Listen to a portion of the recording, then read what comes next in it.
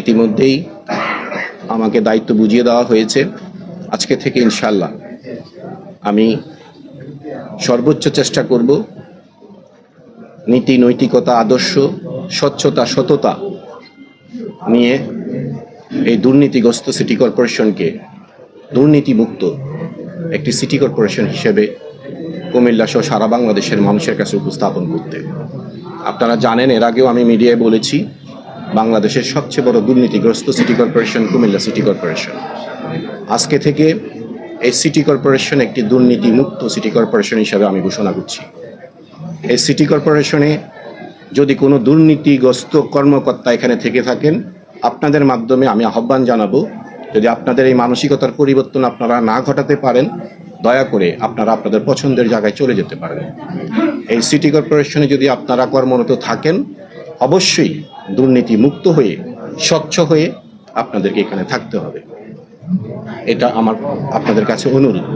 কারণ আমার নেতা বাংলাদেশের মাননীয় প্রধানমন্ত্রী জনাব তারেক রহমান বাংলাদেশকে দুর্নীতিমুক্ত বাংলাদেশ গড়ার তিনি পরিকল্পনা নিয়েছেন এবং ঘোষণা দিয়েছেন। ওনার একজন কর্মী হিসেবে আমি এই দায়িত্ব পালনে বসেছি। আমি সর্বোচ্চটুকু সততা স্বচ্ছতা দিয়ে আমি এই কাজ, আমার এই দায়িত্ব, আল্লাহ রাব্বুল আলামিন আমাকে এই চেয়ারে যে কয়দিন রাখবেন সততার সাথে আমি দায়িত্ব পালন করবো ইনশাআল্লাহ।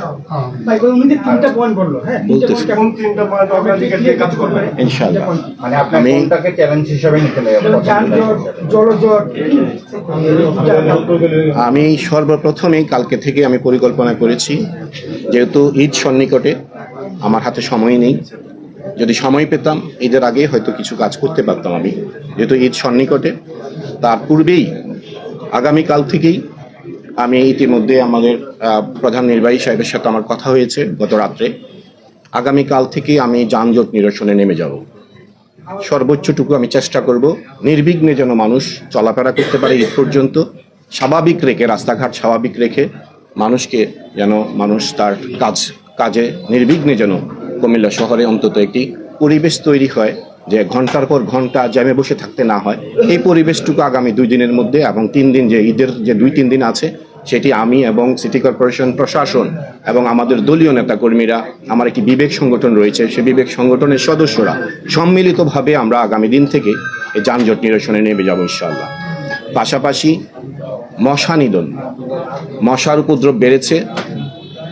আগামীকাল থেকেই আমি 4টি ওয়ার্ডে, আমি ইতিমধ্যে প্রধান নির্বাহী সাহেবের সাথে গত রাত্রে কথা বলেছি, আগামীকাল থেকে 4টি ওয়ার্ডকে আমরা চিহ্নিত করব এবং এই 4টি ওয়ার্ডে আমাদের যত রকমের এখানে প্রস্তুতি রয়েছে, প্রত্যেকটি ফগার মেশিন বলেন বা স্প্রে মেশিন, সবগুলোকে নিয়ে একসাথে আমাদের যে লোকবল আছে, সকল লোকবল নিয়ে আগামীকাল থেকেই 4টি ওয়ার্ডকে আমরা অন্তত মশামুক্ত করার চেষ্টা করব ঈদের পূর্বে।